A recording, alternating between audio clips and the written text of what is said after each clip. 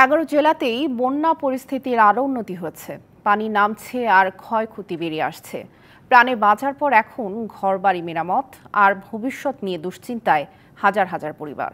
এর মধ্যেই দুর্গত এলাকায় বিশুদ্ধ পানির সংকটে ছড়িয়ে পড়ছে পানিবাহিত নানা রোগ।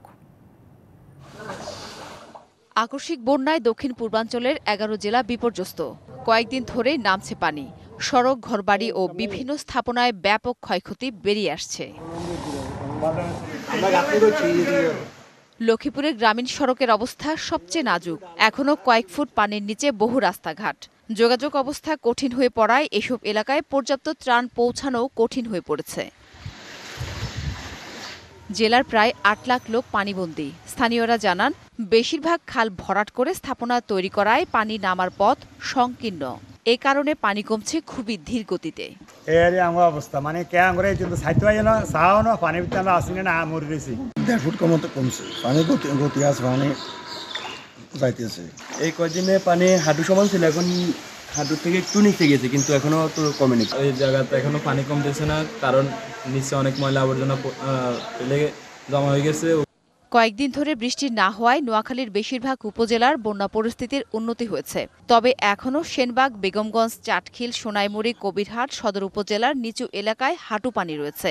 দেখা দিয়েছে পানিবাহিত নানা রোগ। চলাফেরা করতে পারি না, কাপড় ভিজে আইতে যাইতে হয়। দাগনভূঞা ছাড়া ফেনীর অন্য 5টি উপজেলা থেকে বন্যার পানি নেমে গেছে। আশ্রয় কেন্দ্র থেকে ভিটে মাটিতে ফিরে ঘরবাড়ি মেরামতে নেমে পড়েছেন অনেকে। তবে কিভাবে আবার আর্থিকভাবে ঘুরে দাঁড়াবেন তা নিয়ে দুশ্চিন্তায় ক্ষতিগ্রস্তরা। চাঁদপুরের শাহরাস্তি ছাড়া অন্য উপজেলায় কমছে বানের জল। ঘরবাড়িতে ফিরতে শুরু করেছেন অনেকে। তবে ক্ষতিগ্রস্ত ঘর ব্যবহারের অনুপযোগী হওয়ায় এবং রান্না করার ব্যবস্থা না থাকায় বিপাকে ক্ষতিগ্রস্তরা। চুলার ভিতরে 2টা বাথরুম জানা, বাথরুমও যাওয়া জানা, বাথরুমও পানি। অনেক মানুষের এদিকে খুবই বেতার, আমরাও কাজকর্ম বন্ধ। কুমিল্লার 6 উপজেলায় বন্যার পানি নামতে শুরু করলেও বুড়িচং, ব্রাহ্মণপাড়া, মনোহরগঞ্জ, নাঙ্গলকোট, লাকসাম ও চৌদ্দগ্রামের কিছু কিছু এলাকা এখনও নিমজ্জিত। এসব এলাকায় বিশুদ্ধ পানির সংকট চরমে।